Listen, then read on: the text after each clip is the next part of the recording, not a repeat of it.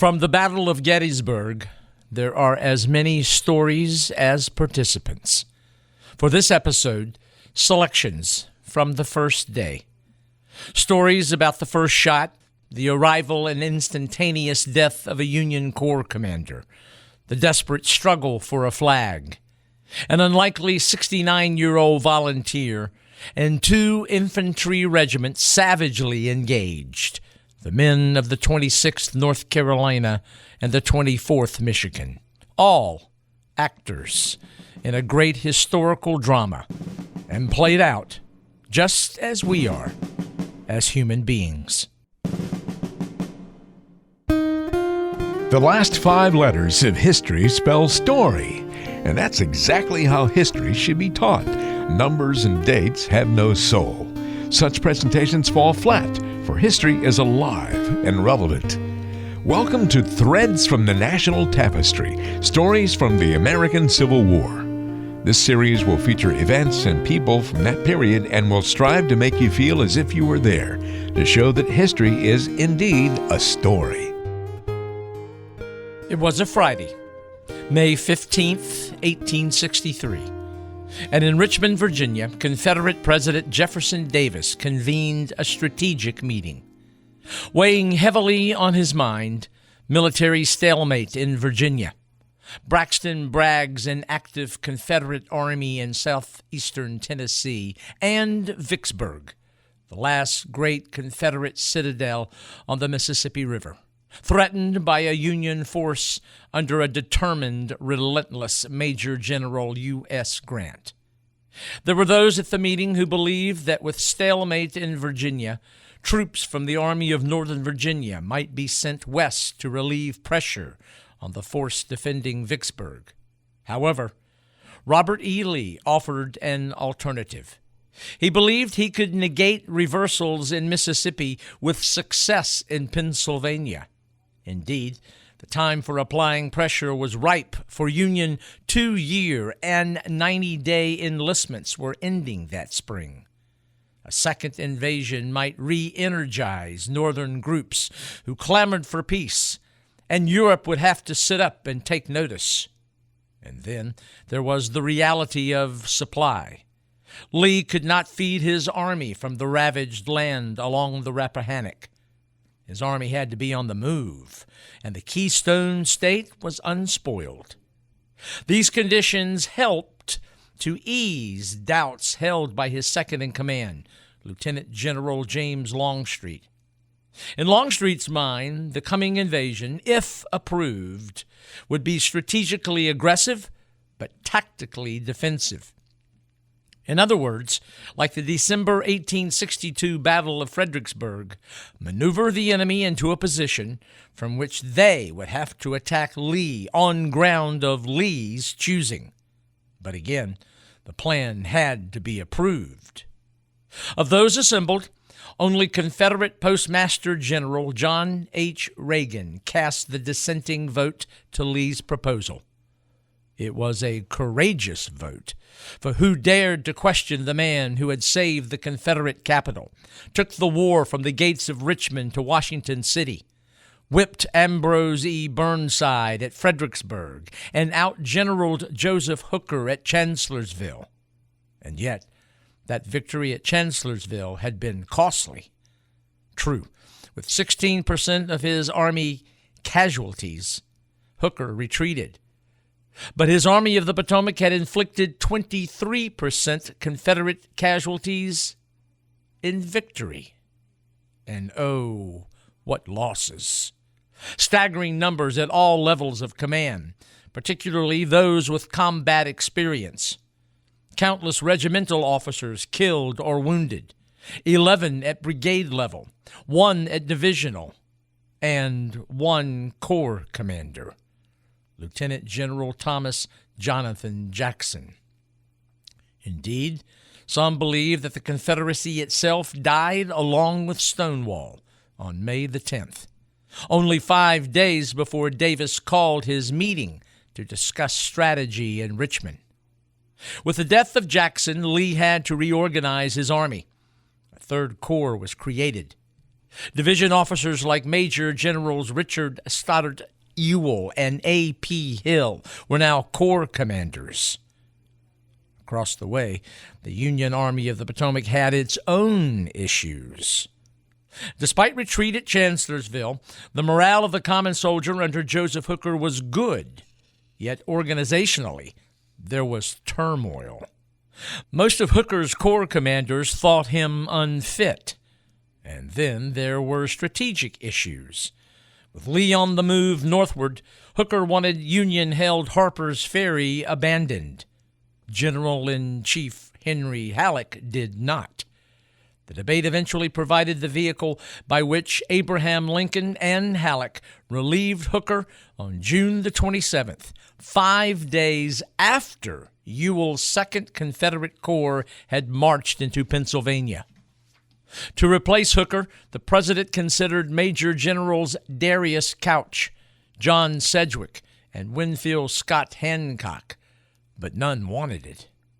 Then the Union commander-in-chief sought out native Pennsylvanian Major General John Fulton Reynolds, but the solid officer would accept only if he could be guaranteed there would be no interference from military and civilian elements in Washington City. When informed that was impossible, Reynolds declined. Lincoln now turned to another Pennsylvanian, 47-year-old George Gordon Meade, who Lincoln believed would fight well on his own dunghill. When the Pennsylvanian balked, Lincoln ordered him to take command. Though Meade lacked color, he was as conscientious, energetic, and sharp-minded on the battlefield as he was quick-tempered. So volcanic, he was known as the Old Snapping Turtle. And though hardly known outside his 5th Corps, he had something rare in that army: respect from the general officers. Meade, that army's 5th different commanding officer, had 7 corps commanders. Not one had led a corps at Antietam 10 months earlier. That held true for all but 2 of his 19 infantry division commanders. Of his 26 generals, only 14 were West Pointers. But this is what he had to work with. And yes, there was an immediate crisis at hand. A Confederate force of some 75,000 men was headed for Harrisburg on the Susquehanna, where supplies and communication could be disrupted to Philadelphia, Baltimore, and Washington City. And yet, the greatest battle in the history of the Western Hemisphere did not take place at or near Harrisburg, but at a little town in southern central Pennsylvania, where some 2,400 lived and where 10 roads converged: Gettysburg. It began the morning of Wednesday, July 1st, 1863.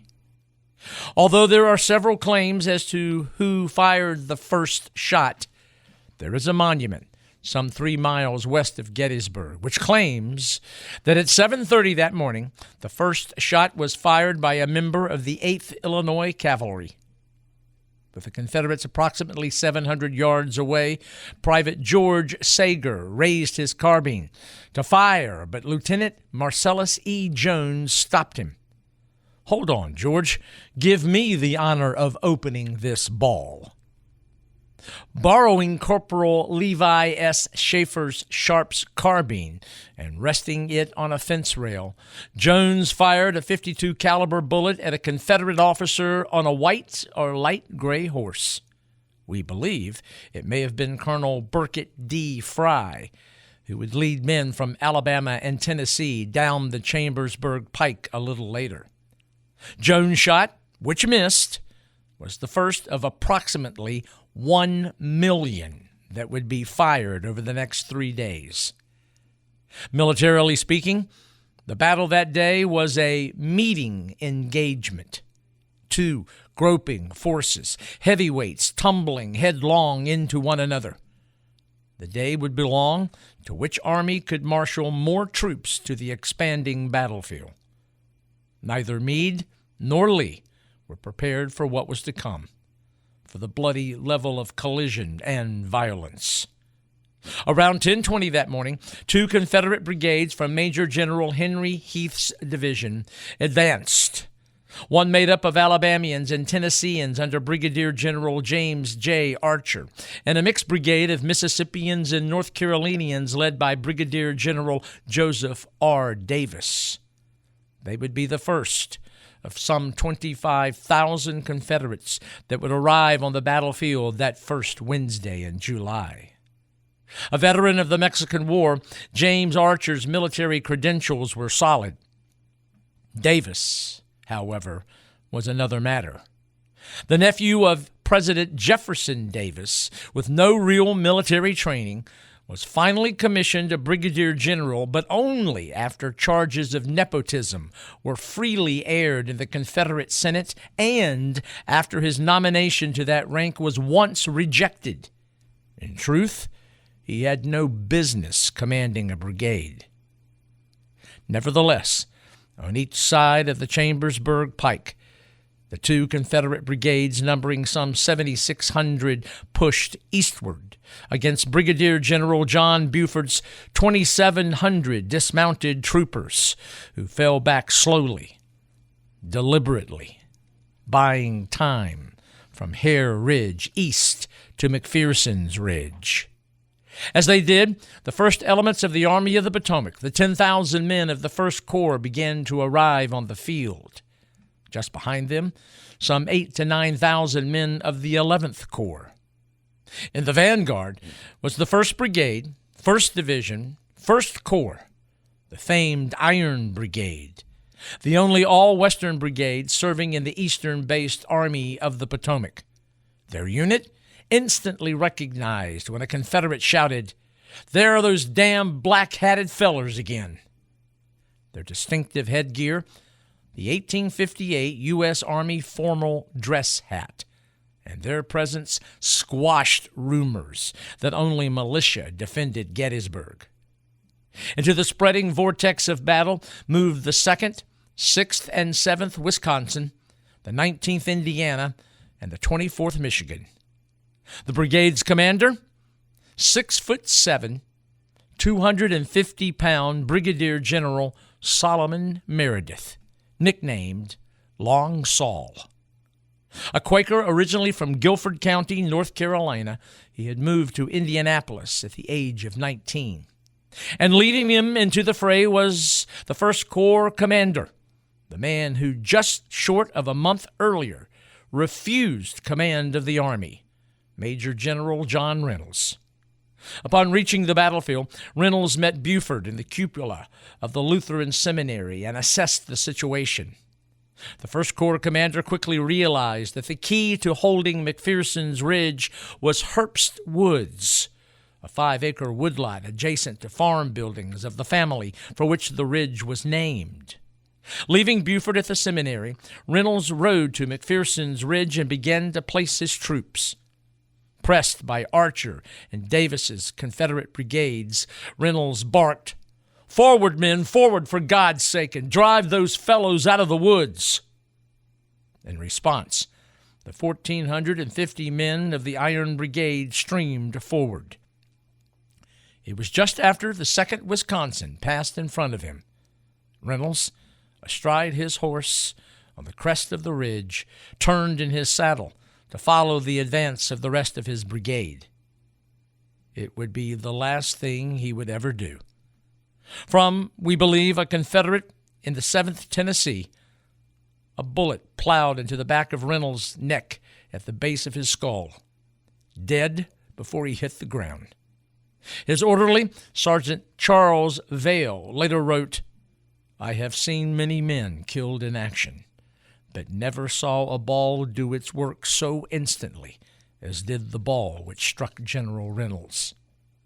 Had he accepted Lincoln's invitation for command, he would have been back in Army headquarters south of town, and yet, in command of the 1st Union Corps to reach the field, he became the officer who committed the Army of the Potomac to battle at Gettysburg, and, tragically, less than an hour after he arrived on the scene, he was dead. Command of the 1st Corps fell to Senior Division Commander Major General Abner Doubleday. On this day, like many others, regardless of combatants and century, many decisions would be made by commissioned and non-commissioned officers, by soldiers engulfed in immediate crises within their fiery universe of battle. One such officer was the commander of the 6th Wisconsin Infantry Regiment, Lieutenant Colonel Rufus Daws, the grandson of William Daws, who 88 years earlier rode with Paul Revere to warn of another enemy. 3 days short of his 25th birthday, Daws led his men to a point where Davis's Confederate brigade was breaking the 147th New York and threatening the Union 1st Corps' right flank. Foremost with Davis, their route was in the sunken bed of an unfinished railroad that ran west to east and parallel to the Chambersburg Pike. Daws and the 6th Wisconsin were ordered to plug the gap that Davis's Confederate brigade had created. Over broken terrain, they had some 175 yards of ground to cover. Knocked from his horse by Confederate fire, and with men dropping all about him, Daws had to get his some 430 men over one post and rail fence, across the pike, over another fence, then hit the Confederate brigade, hopefully before they emerged from the railroad cut. Joining them, the 95th New York and the 14th Brooklyn. Getting over those sturdy rail fences and crossing broken ground while under fire broke up their formation. Yet they surged forward and wedged like blue arrows to the very lip of the railroad cut. It was there they spotted the blood-red and bullet-riddled flag of the 2nd Mississippi. Instinctively, several rushed the banner, held aloft by Corporal William B. Murphy, who had carried those colors since April of 1861. Lieutenant William Remington led the race for the flag until he sank from bullet wounds to his neck and shoulder. Sprinting past the fallen lieutenant, Corporals Cornelius Oakey and Lewis Eggleston began to wrestle with the color-bearer. The two grabbed the flagstaff, but because Murphy had driven the splintered staff of his flag so deeply in the ground, the two were unable to seize it. As they tried, they too were cut down, Eggleston mortally. Then it was Private Bodley Jones' turn to make a grab for the bunting of the Confederate battle flag, but he was shot dead. Now into the epicenter of this brawl within a bigger brawl, David Anderson, a private, whose massive body and wild shocks of hair prompted his friends to call him Rocky Mountain. He entered the struggle. With a mighty swing of his rifled musket, Anderson smashed the skull of the Confederate who had shot his friend Eggleston. Now, while that was going on, brothers Corporal Francis and Sergeant Samuel Waller of the 6th Wisconsin's Company I made a dash for the prize. Sam knocked aside the muzzle of a Confederate musket, which was aimed at his brother, then felled the Confederate with the butt of his weapon. As that took place, 22-year-old Francis closed on Murphy, and the two fought for possession of the flag. That confrontation indelibly captured by American military artist Don Troiani in his canvas entitled The Fight for the Colors. In desperation, Murphy tried to tear his banner from its staff, but was overpowered by, as he put it, a large, burly man. Again, in Murphy's words, as I tore the flag from the staff, he took hold of me and the colors. With Murphy collared and captured, the sandy-haired and blue-eyed Waller threw the flag of the 2nd Mississippi to the ground and, standing upon it, fired twice more into the Mississippians and North Carolinians packed below in the railroad cut. While the fight for the flag raged, other members of the 6th Wisconsin demanded the surrender of those Confederates down in the cut. Daws pushed his way to the 2nd Mississippi's commander, Major John Blair, and demanded surrender. And much to Daws' surprise and relief, Blair, fully aware that he and his men could not escape, calmly handed him his sword. By Daws' count, 232 of those in the deepest part of the cut threw down their weapons and surrendered. Of the 340 of the 6th Wisconsin who confronted Davis's Confederate brigade, 30 were killed, 116 wounded, and 22 missing for 168 total casualties. For the moment, the Union First Corps' right was stabilized, yet the fight that warm, humid, cloudy day was young. More waves of gray would sweep forward, and more elements of the Iron Brigade would be tested. And with them, a most unexpected recruit who threw in with Long Saul's Iron Brigade. It was a citizen of Gettysburg who wore dark trousers, a blue out-of-fashion swallowtail waistcoat, and atop his gray head a high black silk hat. When fighting began, he picked up his flintlock musket and powder horn and trotted out into the thick of things. Coming upon a wounded soldier, he asked for his more modern weapon and some cartridges, to which the soldier agreed. Now armed with an Enfield and with cartridges in his pocket, this would-be citizen soldier approached Major Thomas Chamberlain of the 150th Pennsylvania and asked if he might join in. 2 months shy of his 70th birthday, the unlikely recruit was John Lawrence Burns. Born in Burlington, New Jersey, and of Scottish descent, his father claimed lineage with poet Robert Burns. This Burns, who wanted to join in, had served in the War of 1812 and volunteered for both the Mexican War and the Civil War. But for the latter, he had been rejected because of his age. Yet he was allowed to serve as a teamster for the Union Army until he, much to his displeasure, was ordered home. Back in Gettysburg, he was appointed constable, and in that role was himself recently jailed for his over-enthused use of civil authority when he tried to single-handedly resist Jubal Early's Confederate division, which had briefly occupied, then passed through Gettysburg 5 days earlier.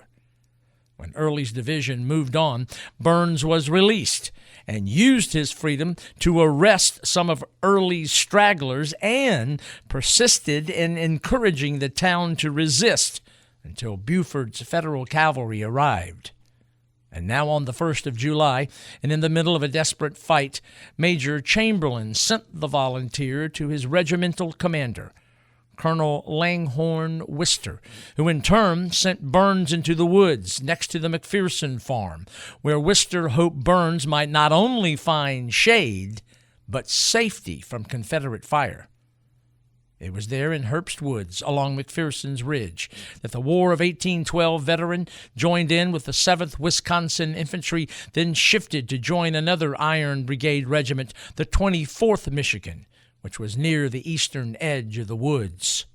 With the 24th, he served as a sharpshooter, and as one story goes, emptied the saddle of a charging Confederate officer. Burns remained with the regiment throughout the afternoon, but as Confederate numbers increased, he was thrice wounded in his arm, leg, and several minor ones in his chest.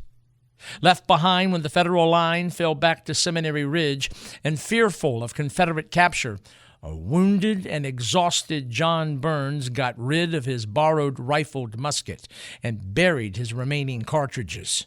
Indeed, advancing Confederates found him, and to their questions, Burns explained that he was a non-combatant and was on the field trying to find help for his invalid wife. So convincing was his story that Confederate surgeons dressed his wounds.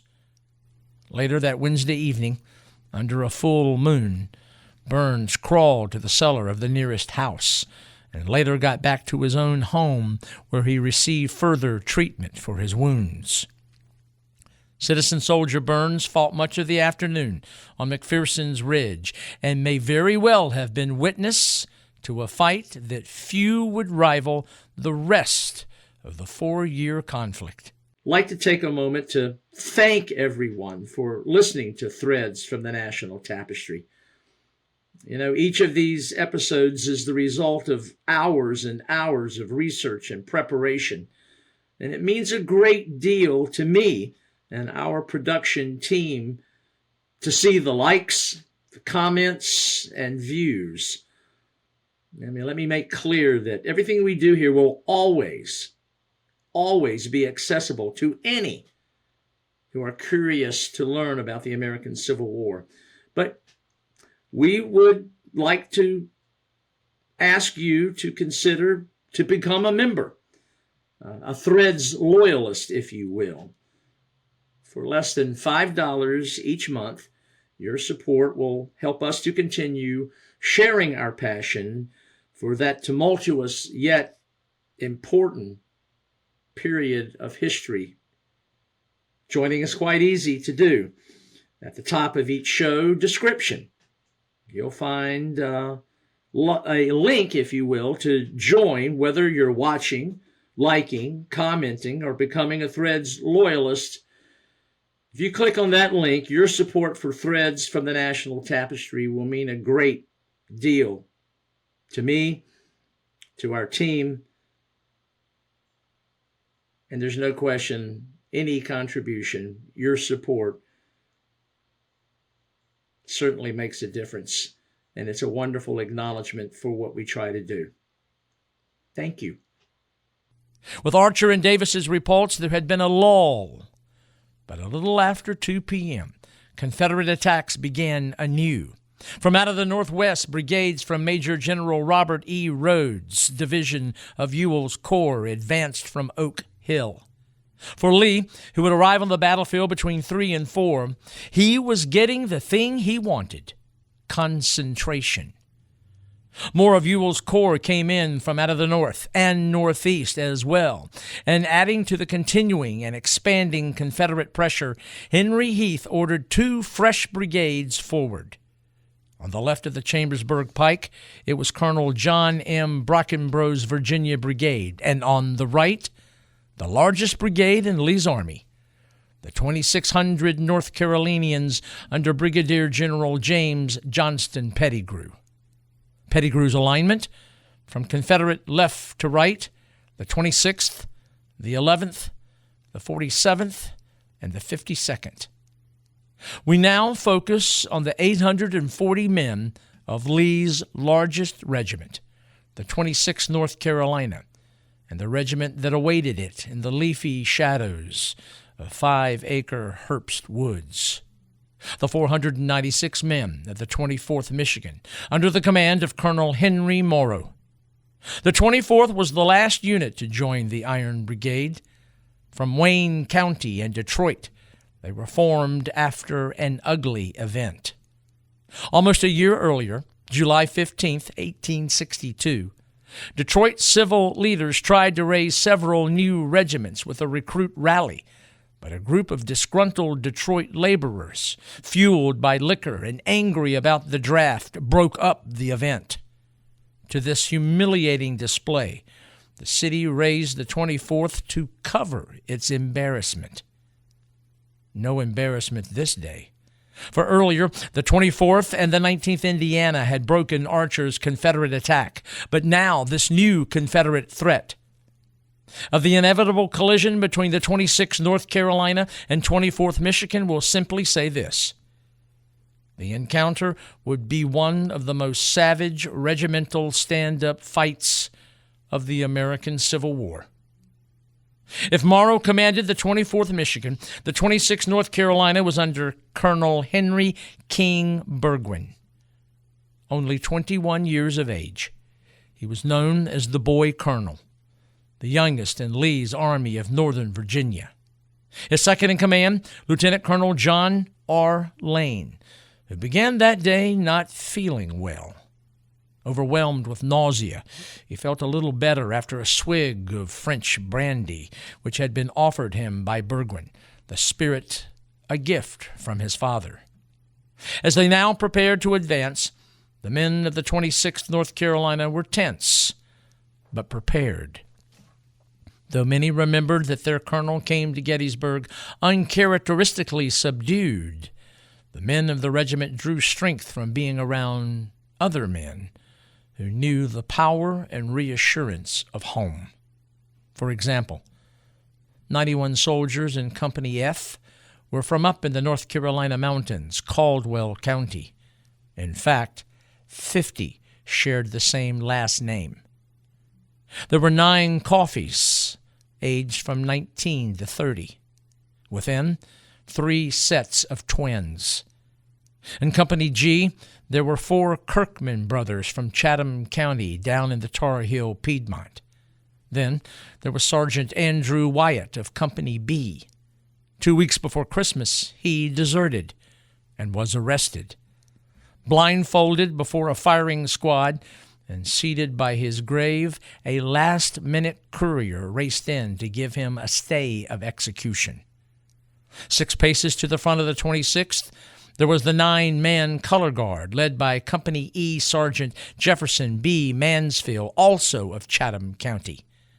A romantic, when he was on the coast early in the war, he sent seashells to his 2 young boys. Before them this day, the eastern slope of Hare Ridge, a split-rail worm fence, then a field of oats. On the other side of the field, sleepy Willoughby Run, then a slope to the wooded ridge where the 24th Michigan and 19th Indiana waited. It was about 2:45. The temperature, a humid 76 degrees. The order to advance was given, and the 26th moved forward into the oat field. As they did, a Union volley roared, but most of their shots fell short. The 26th fired, reloaded, pushed ahead.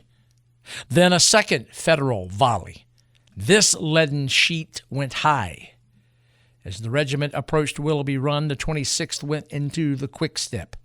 As they did, a third Union volley, and this one hit home. Men were chopped down as if wheat. Color bearer Jefferson Mansfield went down with a wound to his foot. 33-year-old Sergeant Hiram Johnson of Company G picked up the fallen colors. At the creek, the 26th found brambles, thorns, and briars, and now a new menace. Union artillery tore into the regiment. Sergeant Johnson fell. Private John Stamper of Company A picked up the unit's colors, but he was quickly dropped with a wound to his shoulder. Now, 30-year-old Private George Washington Kelly of Company D hoisted the colors. In Willoughby Run, he was hit in the ankle and arm, and then strangely he called for a piece of the shrapnel that felled him. Private Larkin A. Thomas of Company F now bore the Starry Cross. On the eastern side of the creek, Colonel Burgwyn stopped and reformed the unit, while repeated Union volleys ripped into them. Gaps were now tougher to close. But still, the 26th fired and pressed on. Their presence and fire forced the 19th Indiana and 24th Michigan back somewhat, but though those units gave ground, they still fired volleys, and a Federal bullet hit color-bearer Private Thomas in his left arm, and Private John Vincent of Company G now grabbed the colors. He was immediately dropped, and 19-year-old Private John Marley of Company G took them. By now, the 19th Indiana had backed almost to the crest of McPherson's Ridge, and with the stubborn 24th Michigan only halfway there, the 26th confronted them. The 2 regiments pouring deadly lead into one another at only 20 paces. Pettigrew saw all this back on Hare Ridge and sent a message. Captain William W. McCreary delivered it to Berwin, and it read, "Your regiment this day has covered itself with glory." While the courier was present, 19-year-old color-bearer Marley was killed, and now McCreary picked up the 26th colors, making reality a dream he had had only days before. For his act, only seconds later, a Federal bullet plowed through his heart. 28-year-old Lieutenant George Wilcox of Company H now picked up the banner. He took a few steps and was hit in the right side. Then the 26th boy colonel picked up the battle flag. In his left hand, he hoisted the banner and rallied his weakened center. "Dress on the colors!" It was then that Private Franklin L. Honeycutt of Company B approached him, and from his colonel's hand grabbed the banner. Honeycutt took 2 steps and was killed instantly. Colonel Burgwyn was hit at the same moment, the bullet coursing through the lower part of both lungs. Its force spun him round and knocked him flat on his back. Lieutenant Colonel Lane quickly moved to his fallen comrade, and kneeling beside him and taking his hand, Lane asked, "My dear Colonel, are you severely hurt?"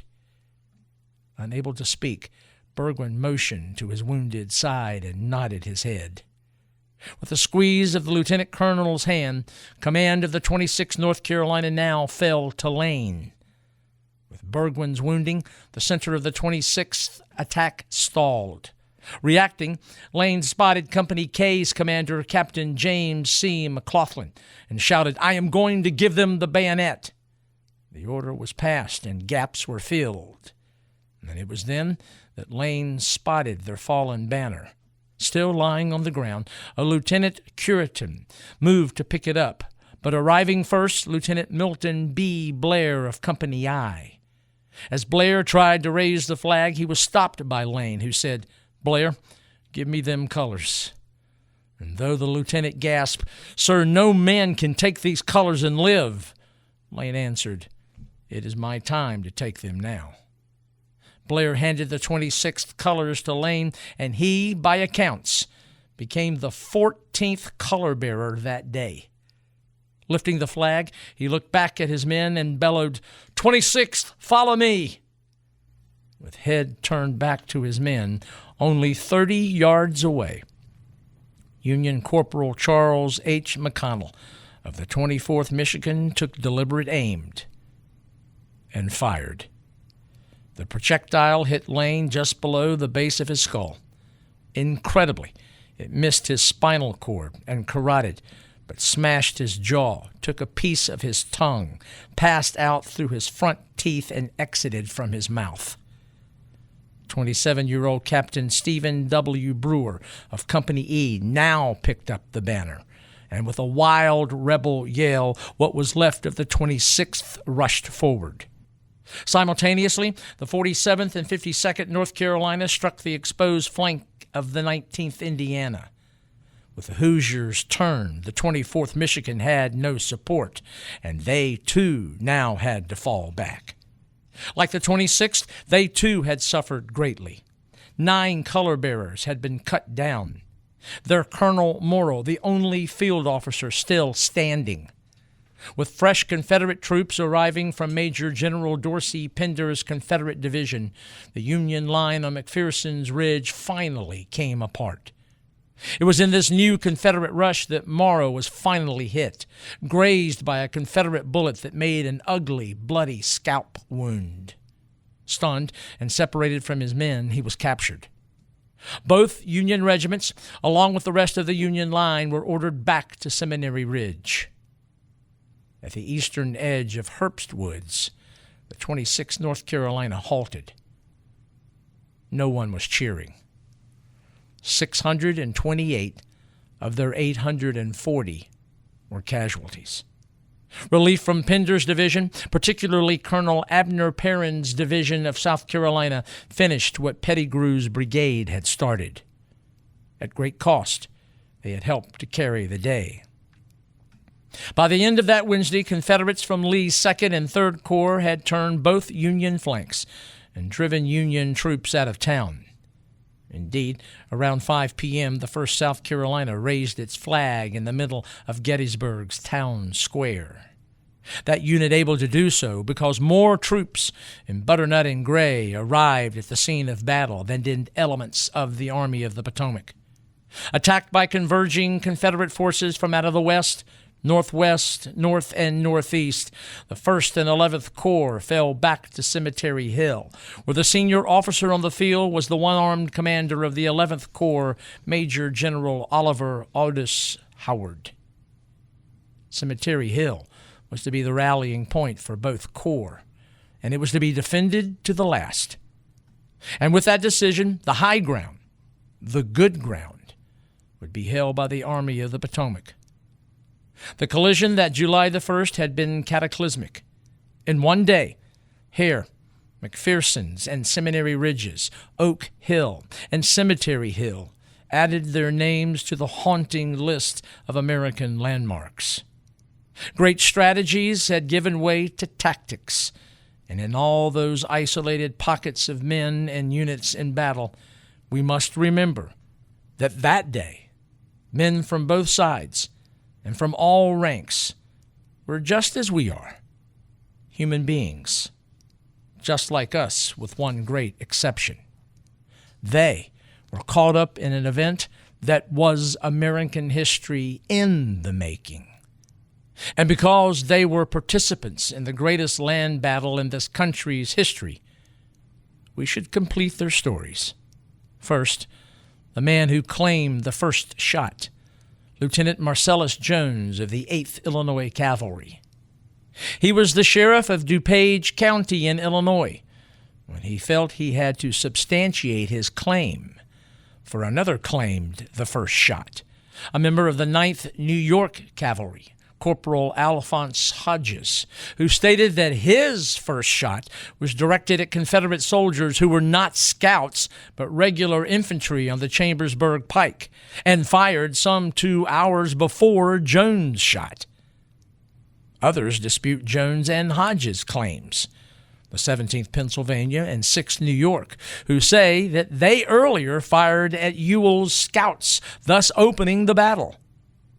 All, regardless, victims of understandable human pride. But the running debate was enough to prompt Jones and comrades Alex Ridler and Levi Schaefer to come to Gettysburg, and in 1886 erect and unveil a 5-foot first-shot shaft of limestone, which they had transported some 600 miles from Illinois. Yes, we may never know who actually fired the first shot, but one thing is for certain. As Sheriff Marcellus Jones can attest, if you're attempting to make your mark on history and you want to add weight to your argument, it doesn't hurt to do it with a 5-foot shaft of limestone. Oh, by the way, on the monument, one of some 1,320 managed by the National Park Service, Jones included his rank not while at Gettysburg, but at the end of the war, when Lieutenant Jones was a captain. We now complete the tragic story of Major General John Fulton Reynolds. As he fell from his horse, his orderly, Sergeant Vale, rushed to his general. Joined by aide Major William Riddle, Reynolds' collar was loosened and discovered around his neck a silver chain from which hung a Roman Catholic medal. Both thought it odd, as Reynolds was a Protestant. Also found was a gold ring in the form of clasped hands. Inside was inscribed, "Dear Kate." The two also noted that his prized West Point ring was not on his finger. Later, when more personals were collected, Vale and Riddle came across several letters signed by a Kate. As far as Reynolds' family and friends knew, the 42-year-old general was a confirmed bachelor. Ever since he entered West Point in 1837, he maintained constant correspondence with his family, particularly with his sisters, but no letter hinted of any romantic interest. Yet, in death, and after 26 years of committed military service, references to this unknown Kate suggested deep devotion. While the battle raged, the general was taken to the home of his sister, Catherine, Mrs. Henry D. Landis, on Spruce Street in Philadelphia. It was there his body was to lie in state until public funeral services would be held July the 4th in Lancaster, Pennsylvania, the family's hometown, and only some 56 miles east of Gettysburg. On the morning of July the 3rd, as the battle neared its climax, a young woman came to the house on Philadelphia's Spruce Street and inquired if a Miss Hewitt might view the remains. Eleanor Reynolds, another sister of the deceased general, heard the question, went to the door, and asked, "Kate?" Indeed it was, and sisters Eleanor and Harriet invited her in, greeted her warmly. Kate explained that she had hesitated to come to the Landis home because she knew none of the family, but she had to see John again. During introductions, Catherine, Mary, Hewitt, Kate remained composed, but on seeing Reynolds' body, she broke down and wept. That evening, Kate returned.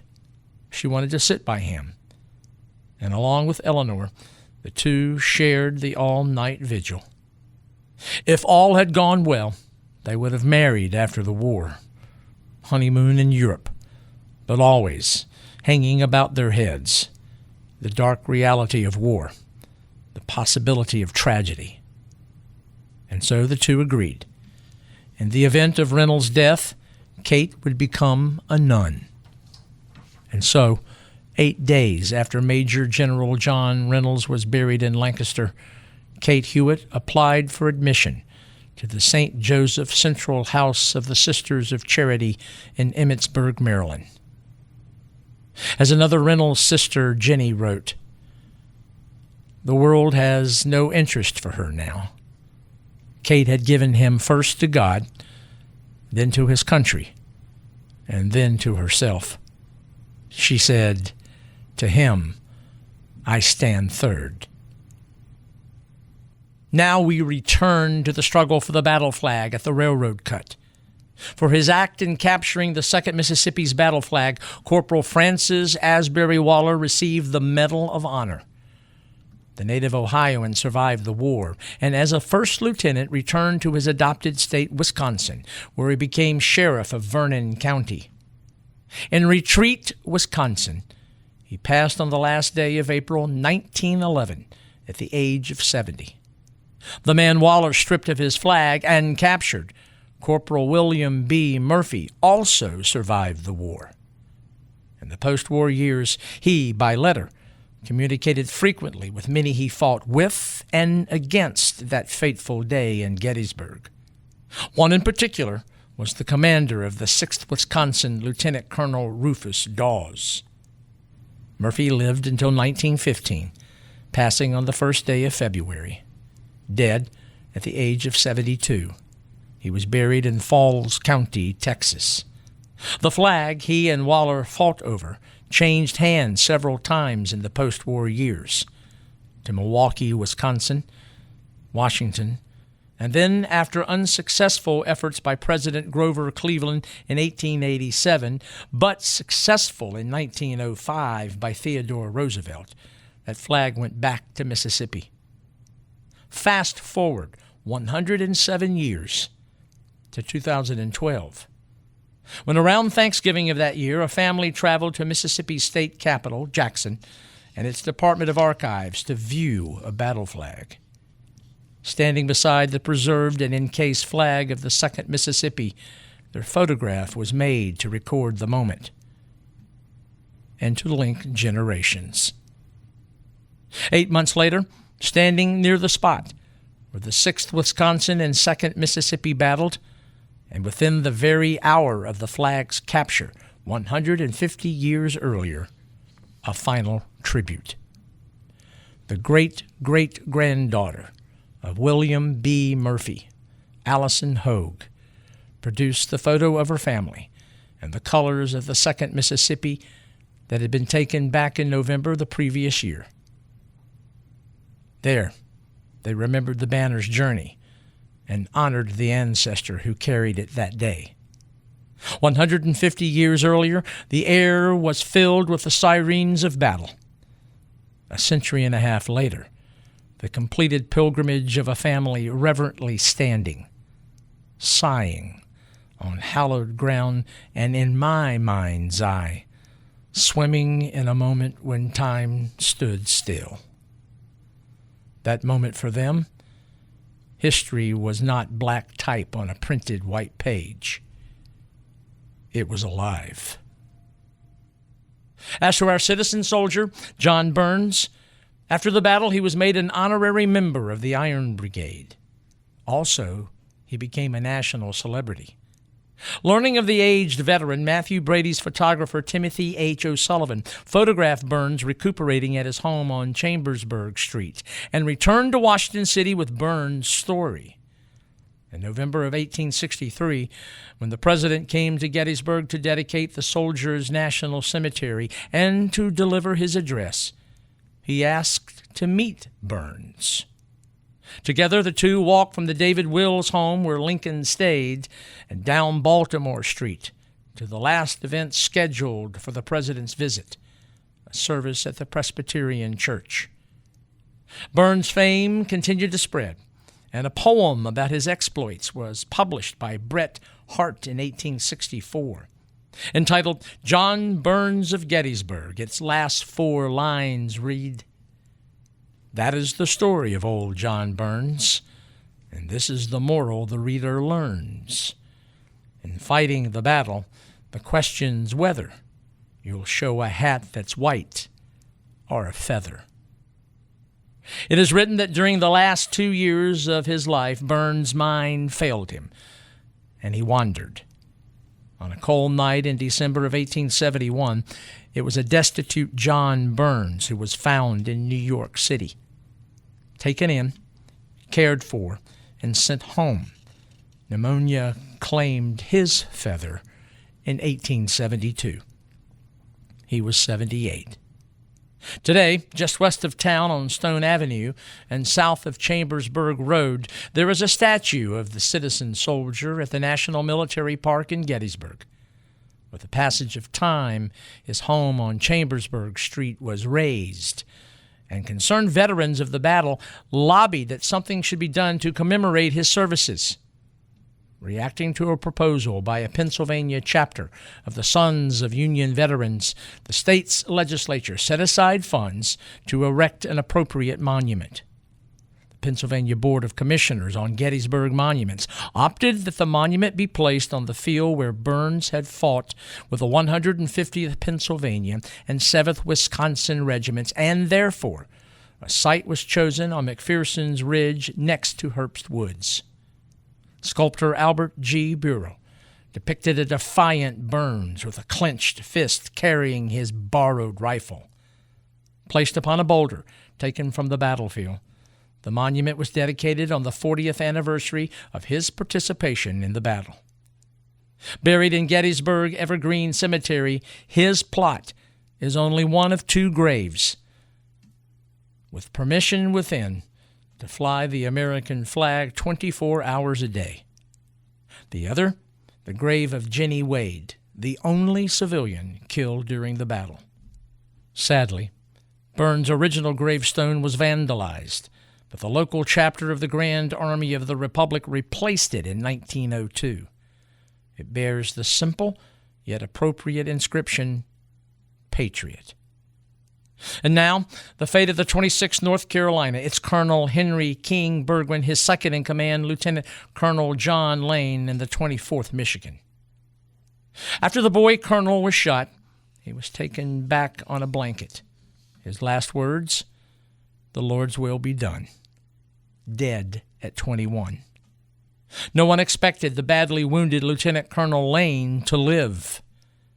For the 26th North Carolina, in 1/2 hour of combat with the 24th Michigan and 19th Indiana, the 840 men of the 26th were reduced to 212, 75% casualties.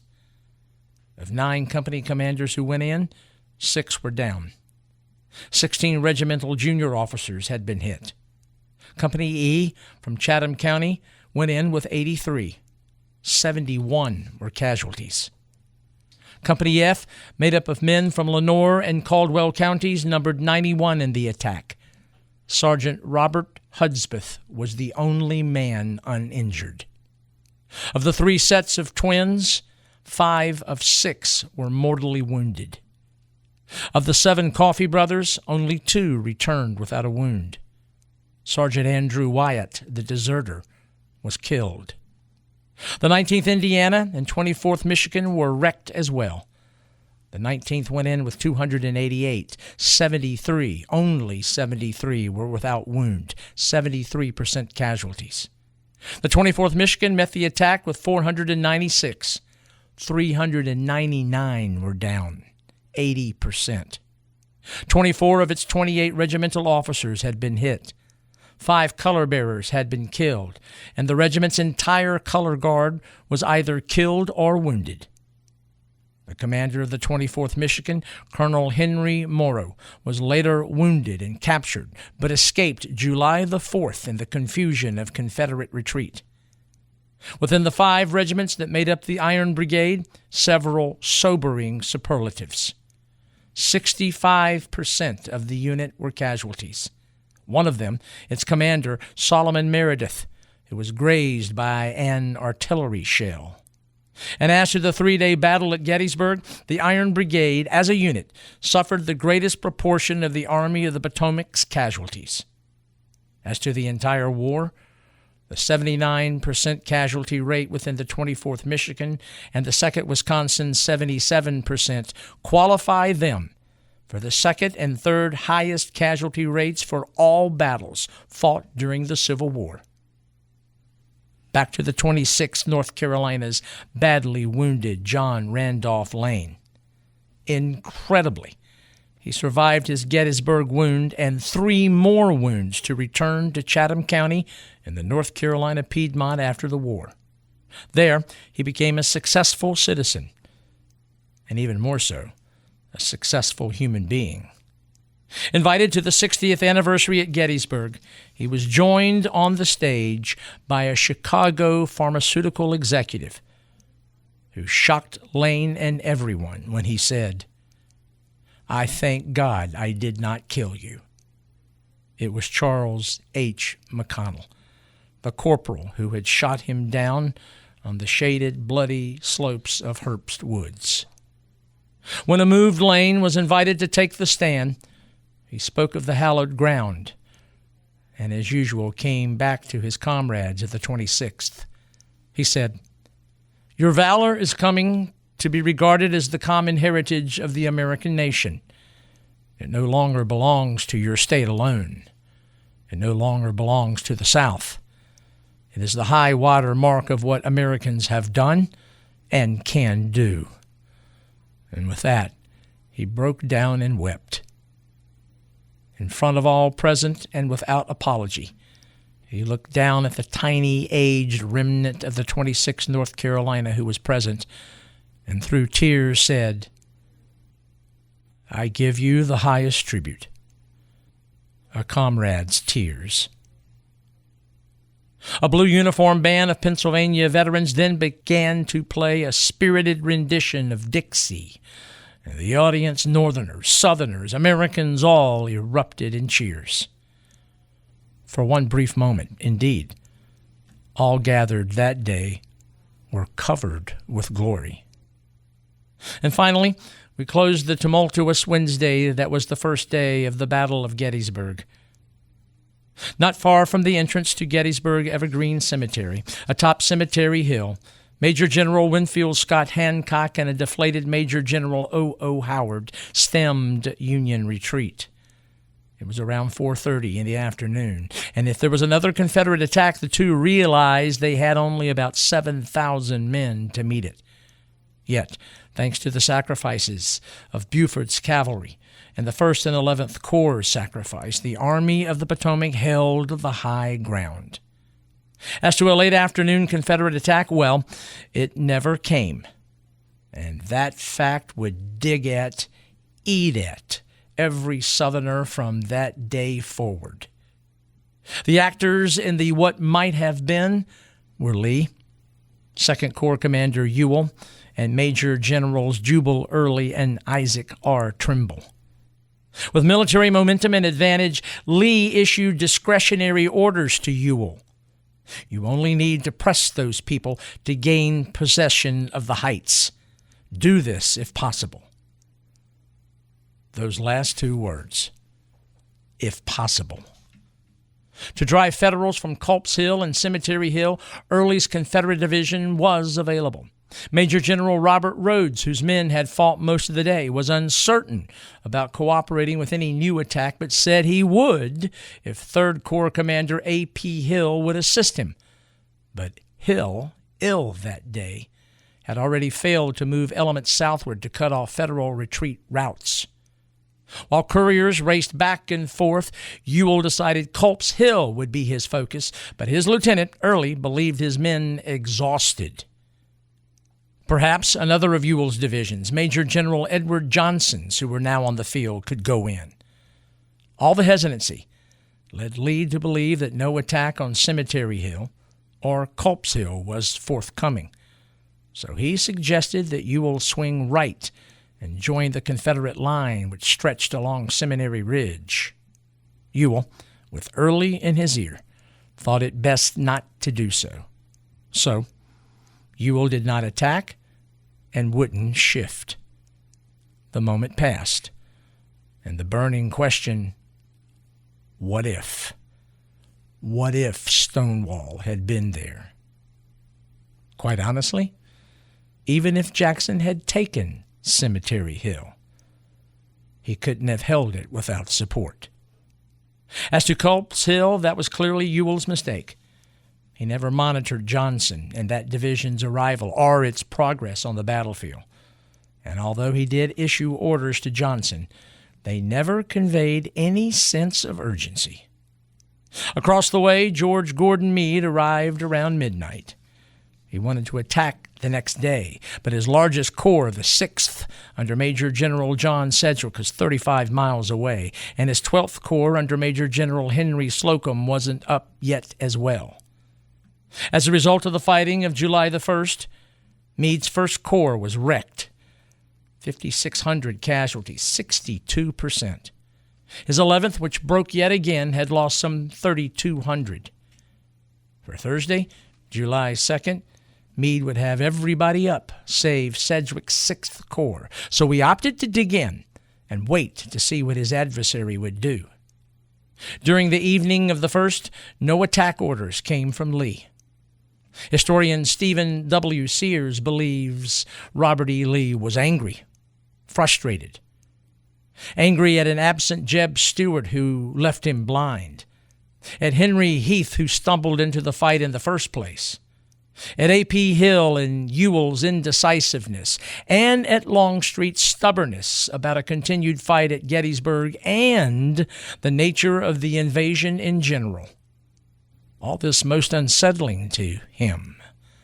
The first time in Robert E. Lee's command that he experienced balking subordinates who fumbled with discretionary orders. Never before had he been doubted. The misunderstanding with Longstreet bore fruit that evening. His second-in-command wanted to move right to the south and get between Washington City and Gettysburg. But as Longstreet put it, Lee's blood was up. Indeed it was. There had been Confederate success that first day. Some 25,000 of his army had made it to the field that day and inflicted some 9,000 Union casualties. Conversely, only about 18,000 of the 95,000-man Army of the Potomac fought that first day, but still inflicted some 7,000 Confederate casualties. Much was still in the balance. Some 16,000 total casualties, and this was only day 1 of 3. There would be many more, and just as many stories.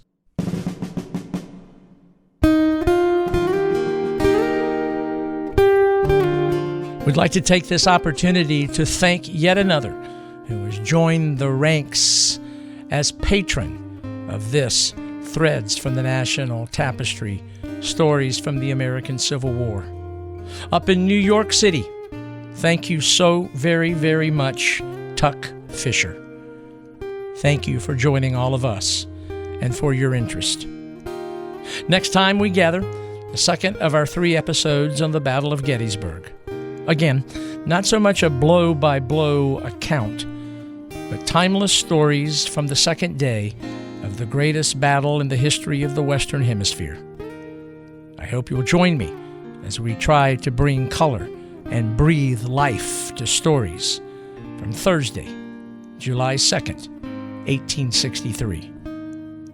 This is Fred Kiger. Thank you for listening.